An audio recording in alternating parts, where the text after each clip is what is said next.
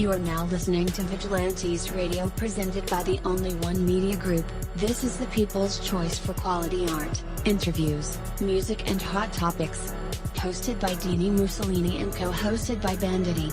Call in to join the mix at 701-801-9813. All episodes of this podcast are available for free download at least 1 hour after each show at www.onlyonemediagroup.com. We welcome all. Enjoy the show. Yo, it feels so good to be back with you guys once again. One time for my people who are indigos, starseeds, and crystalline. And 2 times for my people who are vegans. We are averaging over 34,000 plus listeners and over 888,000 downloads worldwide. And we've been at this thing for 3 solid years. I definitely appreciate all you guys who have been rocking with the kid on this journey, and we are still growing, baby. It is all because of you guys, most definitely. We are the people who have dedicated their lives to music, art, movies, and research in every aspect, and we want to allow you that opportunity to tell your story. Man, we've had celebrities on our show, from Grammy Award-winning artists, nominees, to actors, comedians, technology geniuses, visual artists, from authors to professors and aliens, or people who think they're aliens. It doesn't matter, though, who you are or what walk of life that you come from. Come on our show and talk to us. So check it out. To book an interview or just to share a real cool story, email me at theradio@onlyonemediagroup.com. I am passionate about what I do, just as passionate about what you do, and together, yes, it's together, we can get your voice heard by the people who should hear it. So let's create something incredible. And with that, hello out there, and welcome to another episode of our podcast, Vigilantes Radio. Thank you guys again, as always, for tuning in and being a part of our audience family. If you'd like information on how to call in, ask questions, or speak to our guests, you can always dial 701-801-9813 or hop in the mix directly from my website, which is onlyonemediagroup.com. Scroll over to the Vigilantes Radio tab and slap that go live button, and you'll be right here in the chat room and in the mix with all of us. Feel free to shoot over some questions to ask our guests while they are here, but this is only for the live shows. Unfortunately, today this is pre-recorded, and as always, all episodes are available for free download a little bit after the show, and you can grab that from our servers over at Spreaker.com/onlyonemediagroup, iTunes, YouTube. There's an app called Podcast Addict, and also from our website, which again is onlyonemediagroup.com. And that goes for every single show that we've ever aired. Well, today's episode is the LC Byskov interview, and I'm your host, Dini Mussolini. I won't do announcements today, but I just want to tell you guys, stay tuned to the show, because we are giving away a $50 gift card, and so we'll soon announce how you can participate in that. No purchase necessary. The inspirational message for today: there is great value in you that you may ignore, that you forget about because it is so familiar. There is great value in you that you resist because it is too challenging. You have ideas, inspirations, love, strength, passion, caring. Your life could benefit from pulling it all out into the daylight and making good use of it. Living well, living true to purpose is a beautiful, satisfying way to be. It is also a lot of work, I can tell you. Yet, it is well worth the trouble to give your best to life.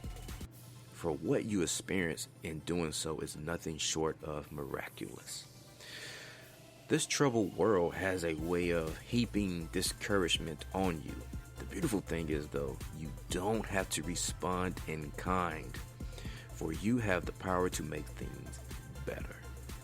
Spend a quiet moment just feeling the great beneficial value your life has accumulated. Let the energy of that feeling push you forward as you make a real positive difference in the world right now. So today's special guest, we have author Elsie Byskov, and this call is coming in from Brazil to chat with me and you guys about her latest book titled The Downfall of Marriage. And you can find that over at newspiritualscience.com. So make sure you guys tune in to the show as we dive deep into the root causes of a high failed marriage rate. No, this interview is not about fixing your marriage or any of the sort, but it does touch on the base of root causes of marriage, failure. We even touch on why people are homosexual and the new revelation of the new sexuality. Wow.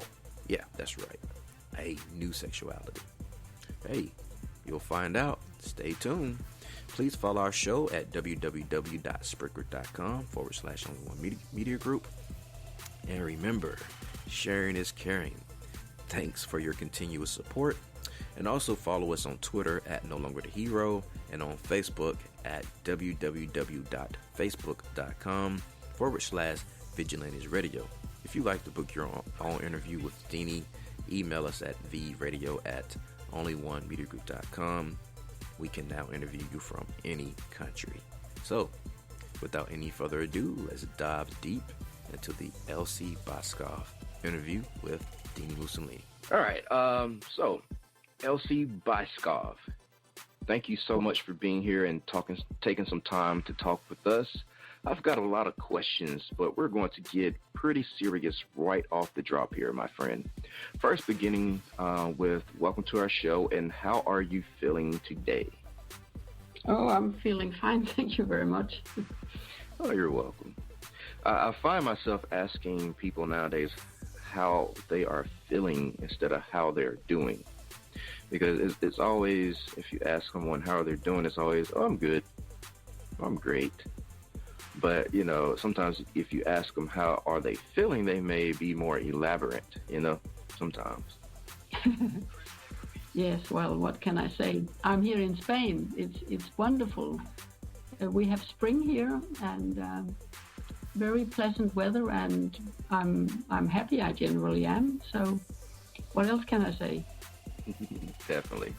All right. So New Spiritual Science is clearly a well thought out project and driven machine, but not referring to a machine as being corporate BS, but a machine in aspects of the constant great work that's being put out into the universe.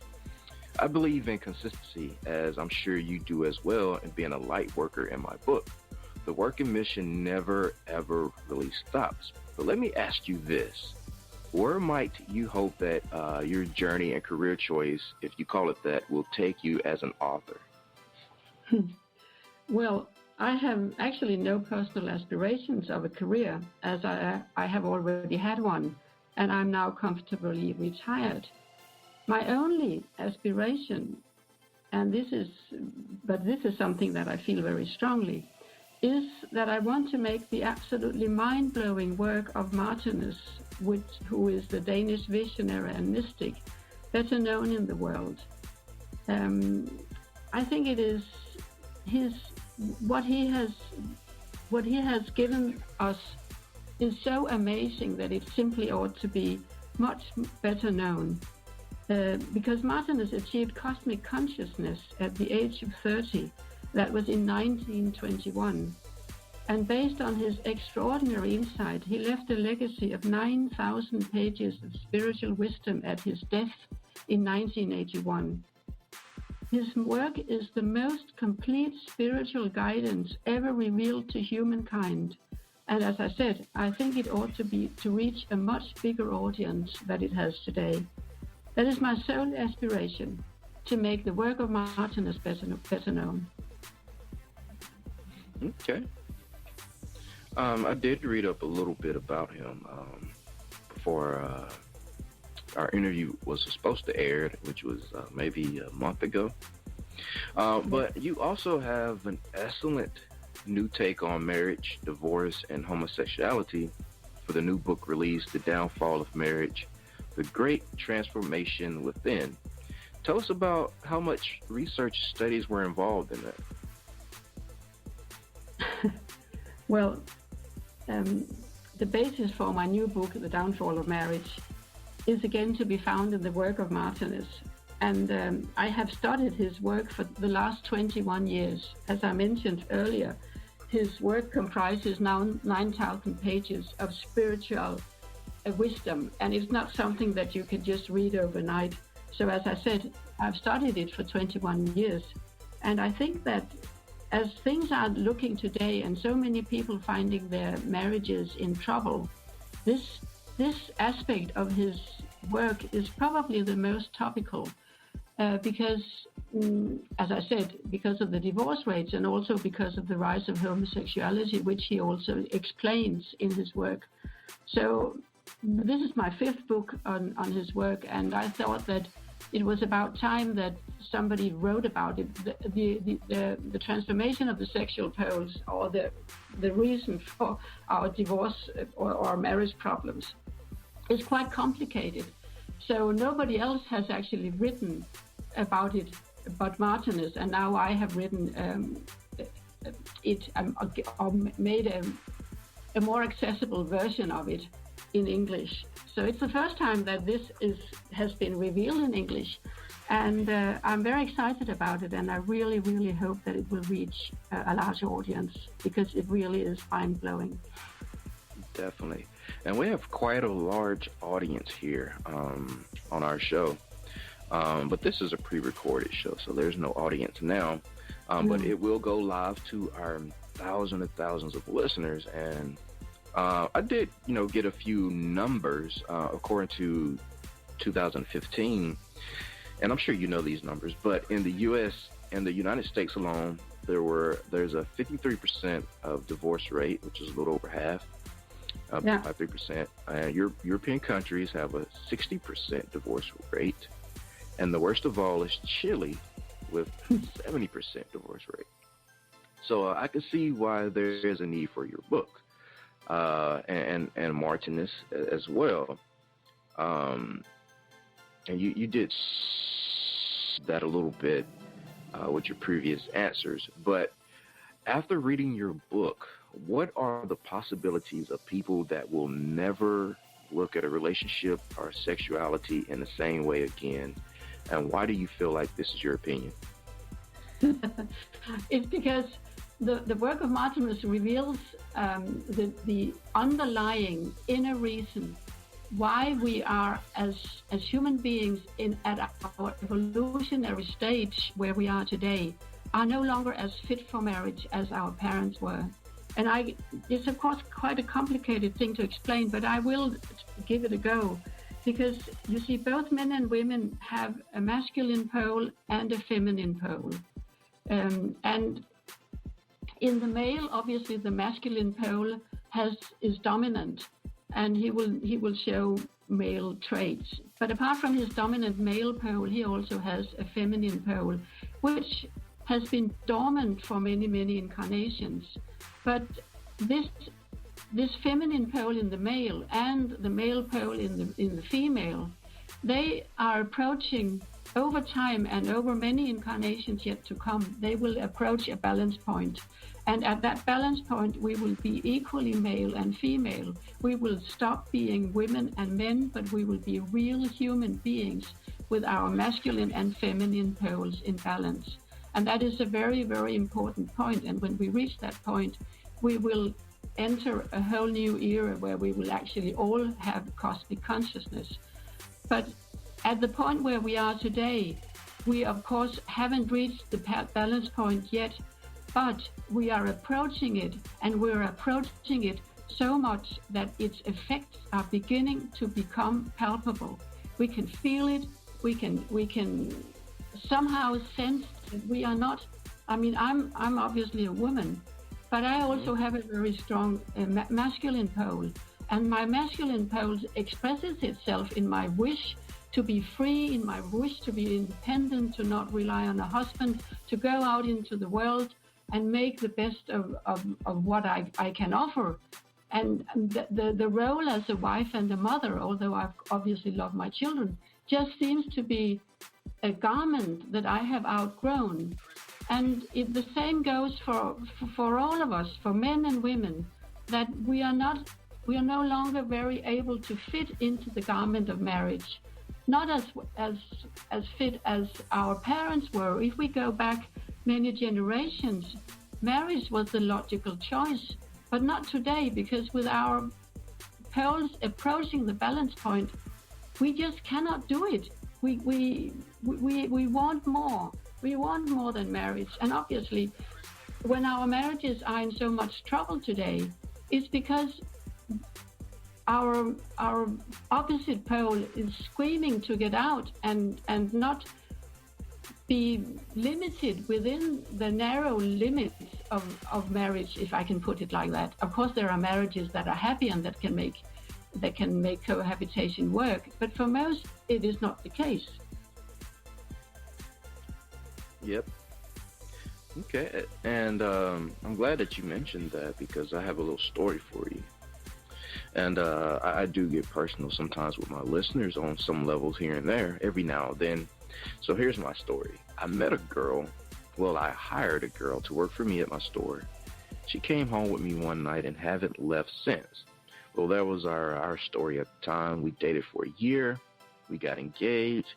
We were married 3 months later. And a year, we were married 3 months later. A year and a half goes by and everything is peaches and creams. In our second year, we started having problems, quality time issues, trust issues, insecure issues, family issues, and financial issues boiling together in one big old pot. We separated 3 times after that before I just fed up and called it quits after 7 years of turmoil. Marriage. I went through a spiritual transformation and journey after that and became who I am today. If I was the person I am now back then, I don't believe I would have given up so quickly. And with my experience, I am able to give some advice to some extent. My parents are still happily married and never separated or had loud verbal disputes. I can't even recall a single argument between those two.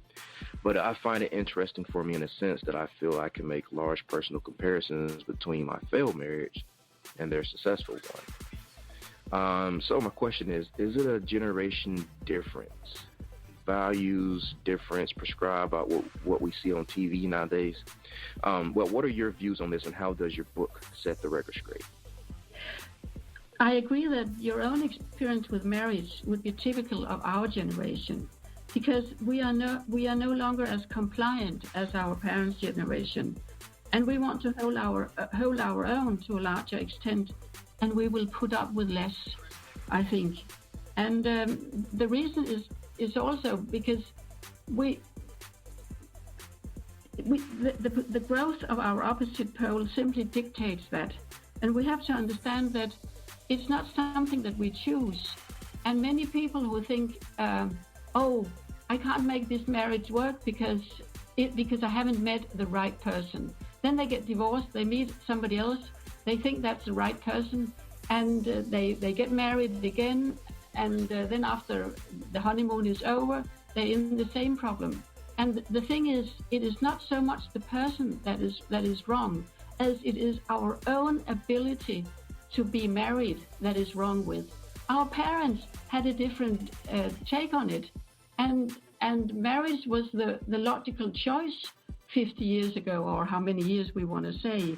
But today, we can't make it work. It's obvious that we can't make it work, and it's sad. And the reason why I wrote the book is that I want people to realize that it's not their fault. So many people blame themselves and say, I couldn't make my marriage work, so it must be me, there's something wrong with me, and I'm not tolerant enough, and what shall I do now? Shall I try to live as a single, or should I try to find another person? And one of the points in my book is really to get get to grips and get to reach a point where you are at peace with who you are, and don't strive to find another partner that won't fit the bill either. So we have to realize that we are not organically, emotionally, and sexually as fit for marriage as we once were. But this is a difficult thing to explain in an interview. But in the book, I make it very logically. I explain it in a very logical progression how this works. I don't know if this answered your question. It did in a sense.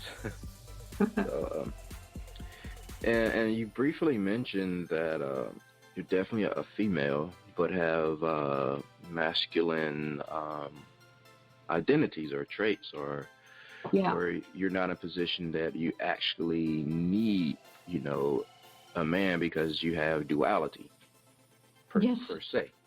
Yes, you can call it duality, yes. Yes. All right. So in saying that, in pinning the downfall of marriage, were there things inside of you that needed to get out when you wrote this book? Or basically, were you telling your own experience, or what is your personal experience with relationships? The irony of this is I've been married for 35 years. But and I must say, my husband and I, we don't have a traditional marriage. We are just like, we're friends. He's my best friend. Yeah. And we leave each other loads of space. He never asks me what I'm doing, where I'm going. I mean, and I think that's probably one of the keys to a happy lasting relationship, is to leave your partner loads of space. Just let them do their thing.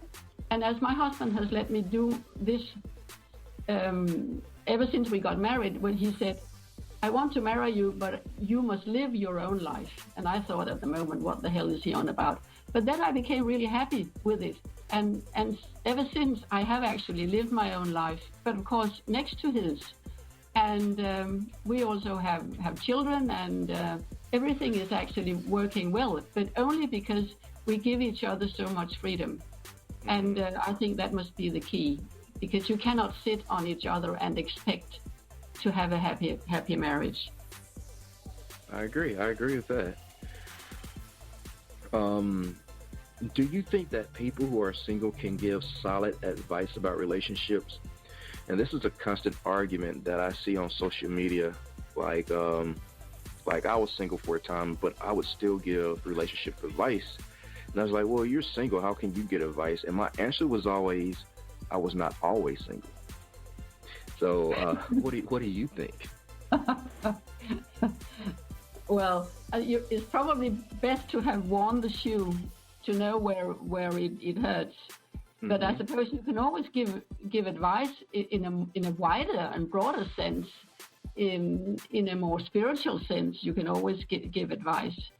And I think that, for me at least, when I met the Martinez material, after I met the Martinez material, which, as I said, was 21 years ago, the spirituality, the whole spiritual aspect of life, knowing that you don't only live once, knowing that reincarnation is a fact, gives you such a stable place to be, that it makes you so much stronger. It gives you so much confidence in life in general, that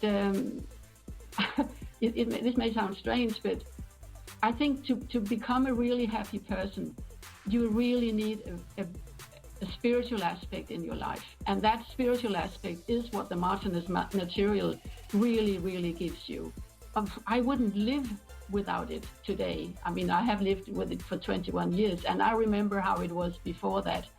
And I cannot compare myself to the one I was before I met it and to the one I am today, because of the very, very significant security I have in life, and happiness and awe, and it's just amazing.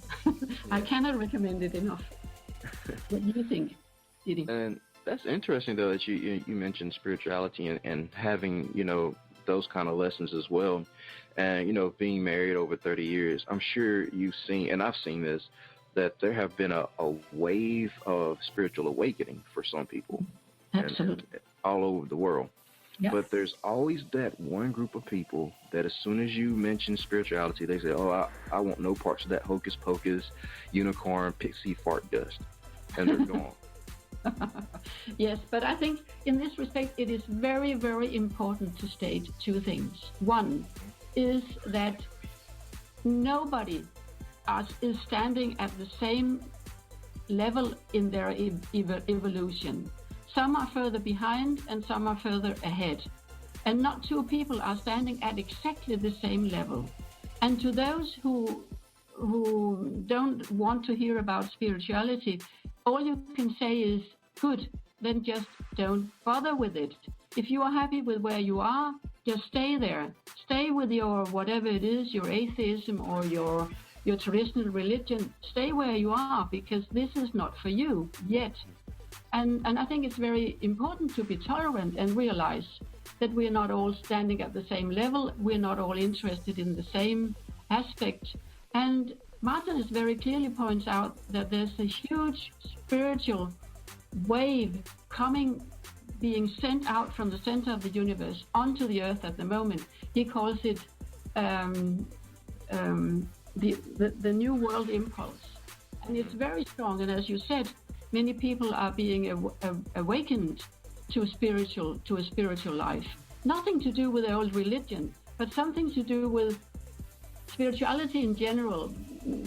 It's difficult to explain what it is, but it is having a wider view at life, not just being very materialistic, but seeing that there's a wisdom behind everything, seeing that there's a higher being that has created all this.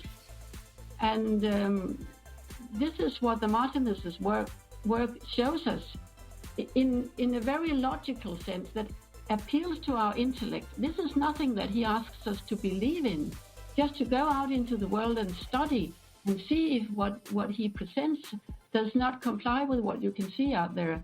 And all my books are about aspects of this. And I think that the main point here is also, don't be intolerant to those who think that spirituality is mumbo jumbo or hocus pocus. Just leave them where they are. They will reach a point where they will see it as well. But of course, it's always nicest to speak to people who you are feeling online with. So you don't have to spend time with those people, but just have to be tolerant towards them. Yep, have to be tolerant. So which brings me to my next question, because a lot of tolerance is required. I had one of these type of relationships, but perhaps there's a second chance to correct past mistakes in marriages. So I'm wondering here, Elsie, if the universe allows it, but there's a question, and I got a question here somewhere. You're interested in philosophy, so hopefully there's a ball you can run with through all my rambling. So first thing I want to know is what are the challenges of living and having a positive outlook on life, but be in a relationship with a person of darker mentality? I wonder, have you heard of the water relationship and the Coca-Cola relationship? Can those type of dualities, light plus dark relationship, work? And does your book touch on this? Did you say you haven't heard of the water relationship or the Coca-Cola relationship? No. My book doesn't touch on this, because my book is not a book about marriage counseling, not at all. I don't touch on it at all. I only touch on the underlying reason for our marriage inability, which is to be found in the transformation of our sexual poles. And mind you, this transformation takes many, many, many lifetimes. 1,000 lifetimes, more than 1,000 lifetimes. It starts when we were still animals in the animal kingdom, and as we evolve out of our animal skin and become more and more human, our sexual poles approach this balance point that I mentioned before. So this is what my book is about. It's not about marriage counseling, and I cannot answer this dark and light mentality thing. I would think it can be quite difficult, but also it might be an advantage to be able to see if you can balance things, and the light person see if he can lift up the dark person, which would probably be beneficial for that person. But no, it's not what my book is about. Okay, so here's the second question then.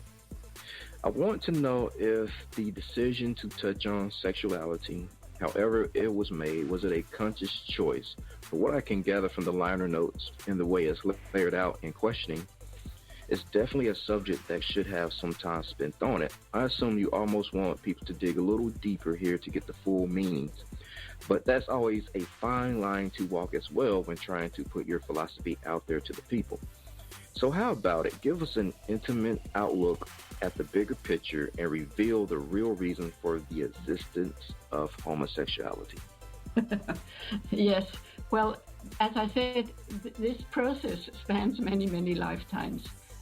And the more the masculine and the feminine poles approach the balance point, the more humane and all-loving do we become. If we look at a tiger, which is obviously a real predator, a real animal, he has no all-love. He has no love for other beings. All he wants is to kill them and eat them.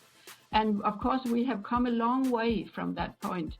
And the more we evolve, the more all-loving do we become. We can see it today that when there are people suffering in the world, many, many people are ready to help, and many people cannot stand to see other people suffer.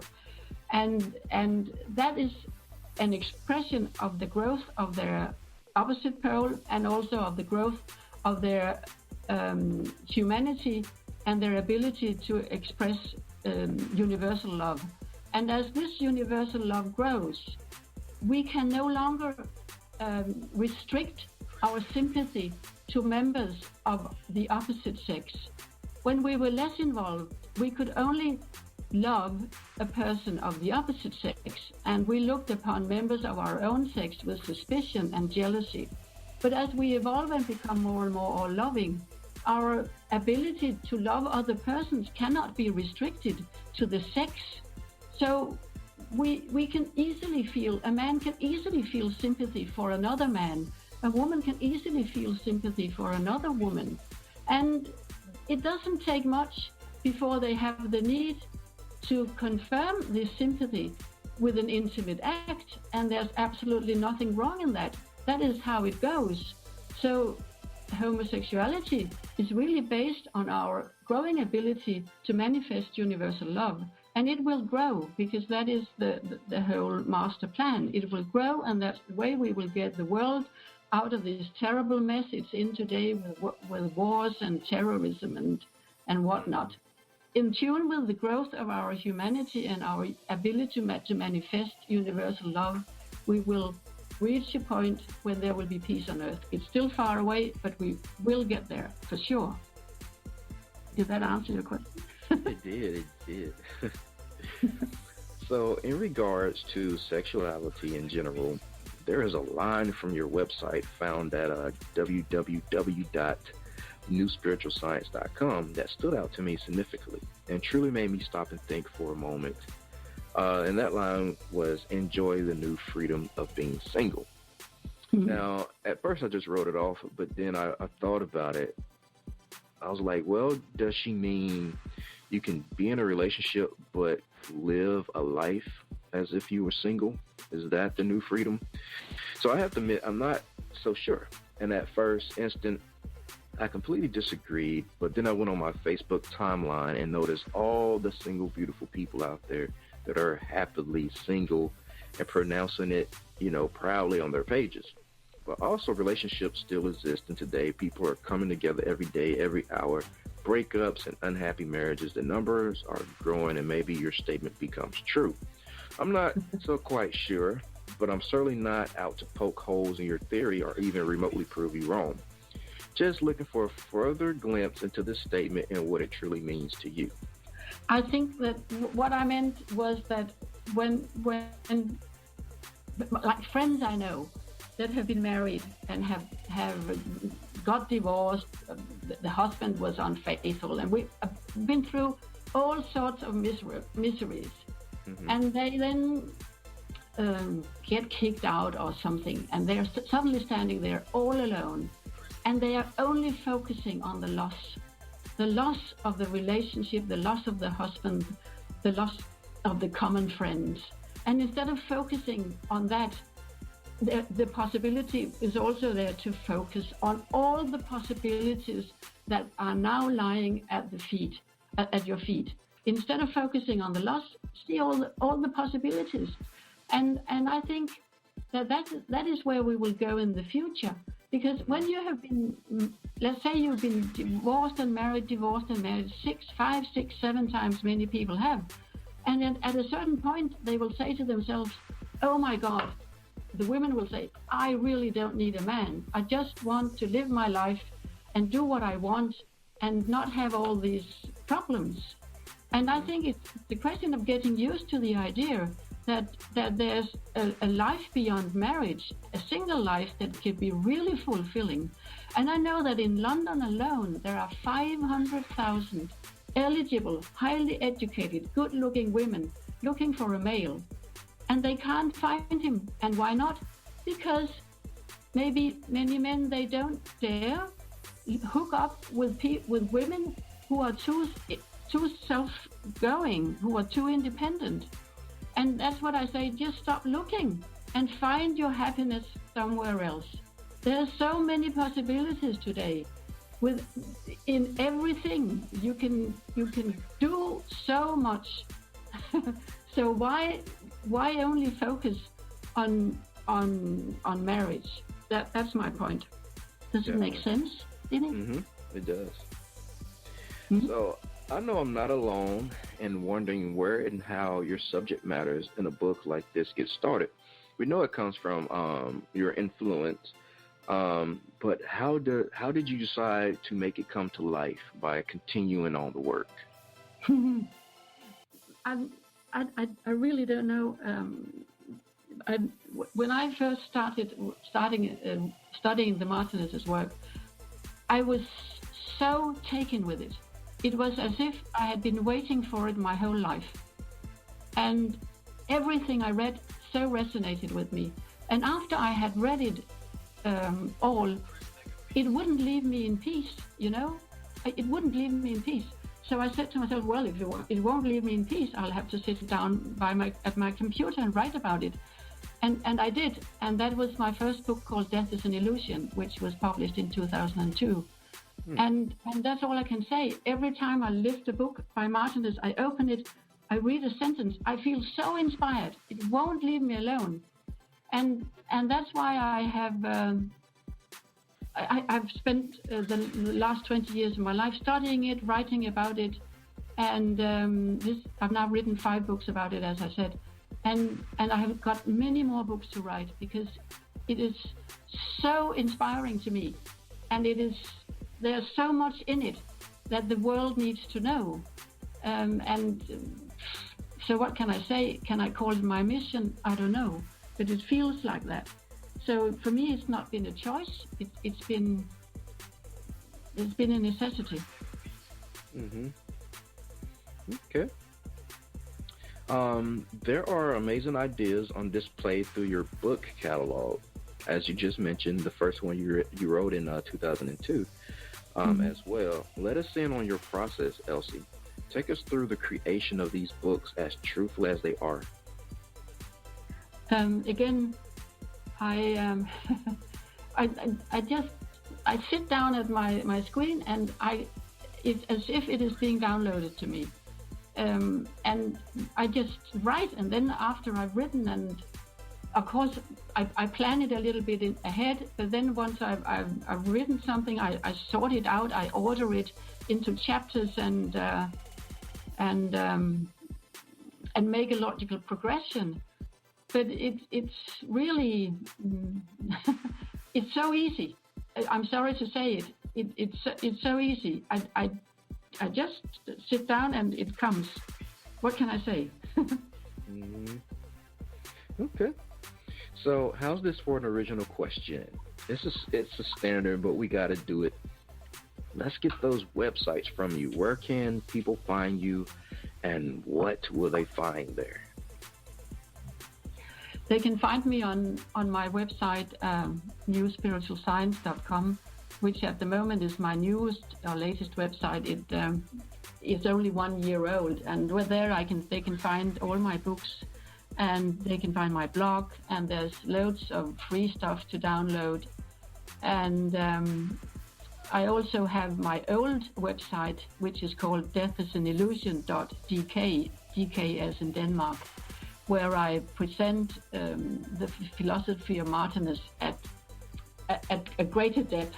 And the deathisanillusion.dk site is in 4 languages, whereas the newspiritualscience.com site is only in English.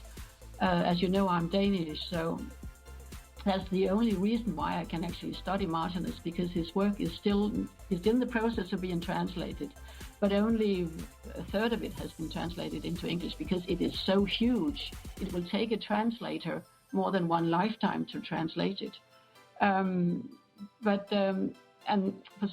are my two main websites. I also have a website called Byskov.com, where I also present my books, but as I'm also a passionate hiker, the last website is also about my hiking routes. I live here in southern Spain, in Andalusia, which is an absolute El Dorado for hikers. Oh, wow. Where was I? Oh, yes, and then I have my Facebook page is called New Spiritual Science. Mm-hmm. So you can just write that in, and you will see me and a picture of Martinus. So that's where people can find me right now. Yeah. Okay. And of course, I have my author profile on Amazon, obviously, and so there I can also be found. Okay. So how often are you reaching out through these online social media platforms? I'm cool with losing the creativity points in this interview to get a few more people to those pages of yours, but are you often reaching back out to people who do reach out to you? Yeah, well, I don't know what you really mean. I upload a new blog maybe every month. I also write blogs to Huffington Post. My Facebook page, I upload a new Martinus quote every day, and I'm in constant process of sort of renewing what is getting out there from my hand. So. Is that what you meant? Not in a sense. Well, I guess in a way it is. Like when you post different posts or different excerpts from Martinus, and somebody may comment. Do you reply back to the comment? Oh, absolutely. I reply back. Everything. Everybody who contacts me will get an answer. Absolutely. Okay, yeah, that was the question. Like, how is your engagement with your audience? Okay, yeah. I also, of course, have a list that you can subscribe to my list and get emails or whatever from me every 2 weeks, more or less. So yes, I'm trying to. No, I really, really want to connect with those who are interested in the Martinus material, absolutely. Okay, and how can people subscribe to that list? Go to my website and download some of the free things, and there they will get onto the list. Awesome. All right, usually we'll play music right here, but we won't today since this is pre-recorded. We'll add all of those different things into the show after we're done here. But we do have a usual tradition, and it is called the hot seat. And the fans of the show absolutely love this part of the segment, and of course, along with the actual interview. But our listeners get to hear either some vocals, maybe you can sing, maybe you have a poem that you like, inspirational speech, spoken word, maybe you can rap, maybe you have some favorite lyrics from a song, a joke or a story, or maybe you play an instrument. Well, our listeners get to hear something from our special guest that they didn't know that our guest possessed. And so we want to find out if Elsie Byskov have a little hidden talent in her. And for our music selection today, we have No Longer the Hero, On My Way, DJ Crack mix. Let's get to it.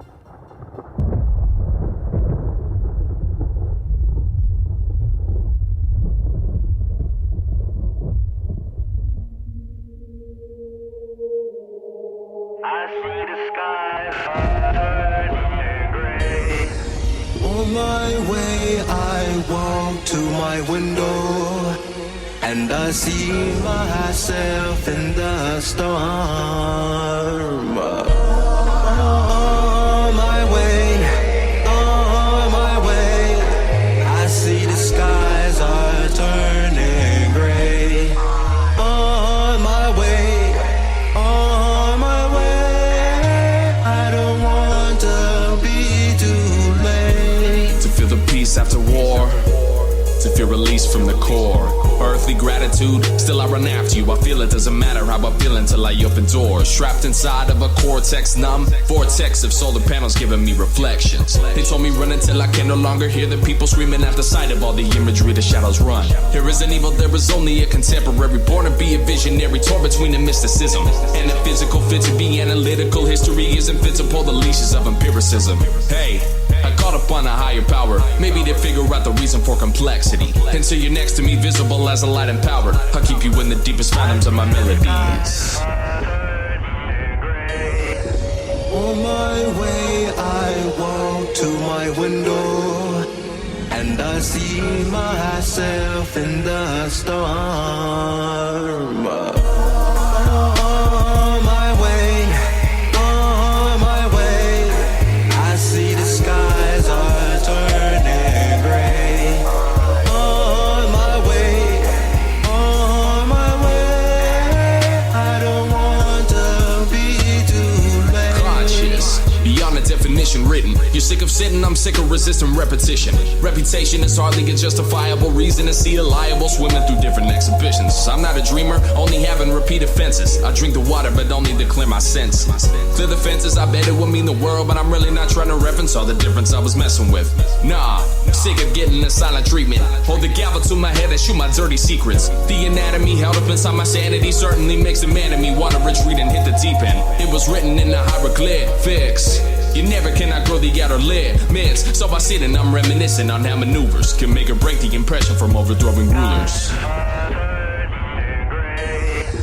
On my way, I walk to my window, and I see myself in the storm. On my way, I see the skies are turning gray. On my way, I don't want to be too late. I can relate to the rain on my window, how everything drains away. I can relate to the pain, it's so simple. Memories all fade away. Again, that was No Longer the Hero, On My Way, DJ Crack mix.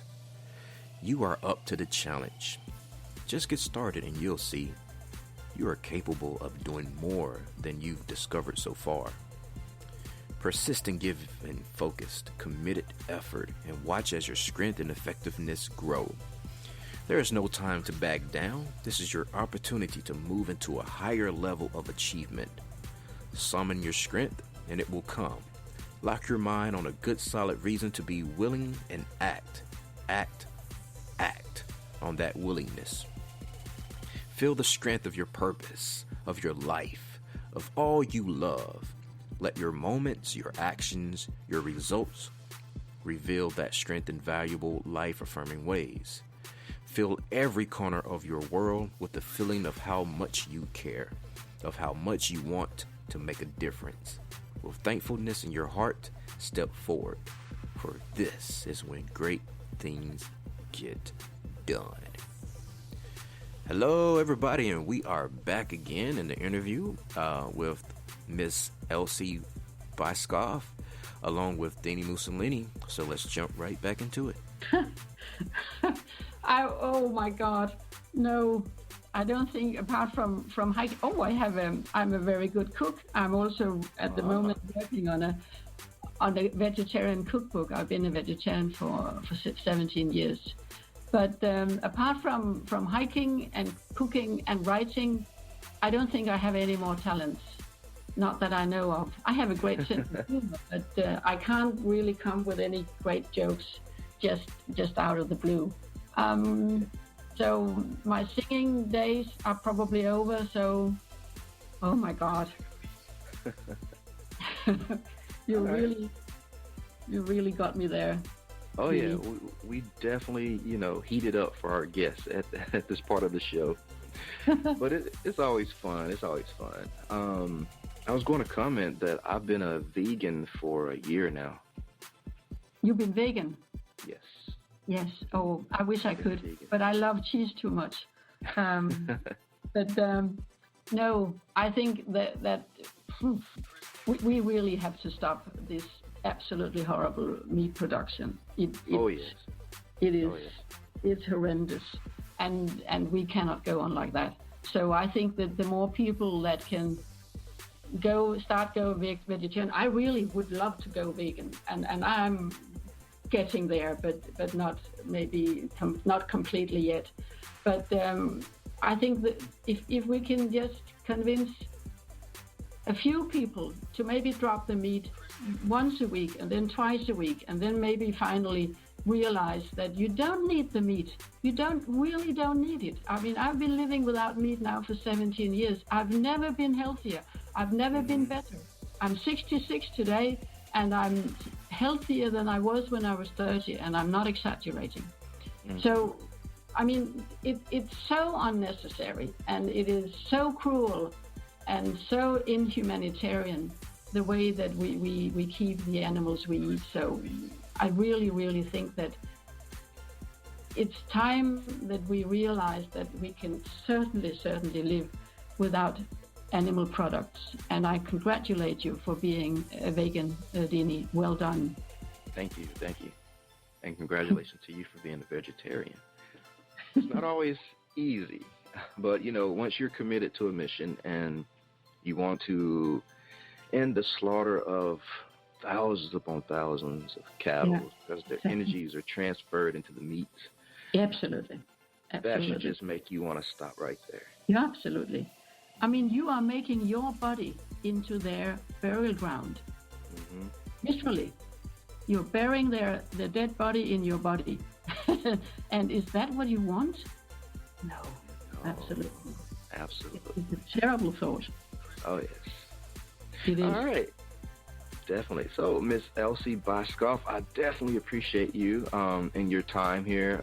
I know it's been a struggle getting this thing going, but we're finally here. We are finally here. Well, thank you so much. It was a pleasure talking with you today, and I hope to hear from you very soon. Thank you, my Vigilantes family, as always, for checking out my podcast over here at Vigilantes Radio. All episodes are available for free download, and you can grab that from our server over at Spreaker.com/Only One Media Group, over at iTunes, YouTube, or our website, which is onlyonemediagroup.com, or the app called Podcast Addict. That's right, you can carry us around in your pocket for 24/7, 365 days to have us right there for stream or download to your ear hole. And that goes for every single episode that we ever aired. If you would like to request music or send in something for us to play or even request a guest, email us at vradio@onlyonemediagroup.com. Here's my disclaimer. We are genre free, we do not judge, and we absolutely do not base our opinions on hearsay but facts. And actually, scratch all of that. All of our opinions are always right. That's the bottom line. This is my show, something that you just have to deal with. Nah, just kidding. On behalf of myself, Dini Mussolini, I appreciate you guys for tuning in either afterwards or live with us. Spread the word because sharing is caring. And also a special thanks to our guest, LC Byskov, for joining us today. We stepped our game up just for you guys to make sure that our guests and our listeners have the best experience here on our show. I do it all, my friends. Okay, well, just one final thought. Just remember to be yourself and be absolutely freaking great at just doing that. Peace. And see you guys later on in our next interview with Blue Cactus. Later on today, 8 o'clock p.m. Central Standard Time. Same phone number, 701-801-9813. Goodbye. You are now listening to Vigilantes Radio, the people's choice for quality interviews, art, music, and hot topics. Hosted by Demetrius Whodini.blak Reynolds, of the duo No Longer the Hero. Co-hosted by the Vigilantes Banditti. Call in to join the mix. All episodes of this podcast are available for free download at www.onlyonemediagroup.com.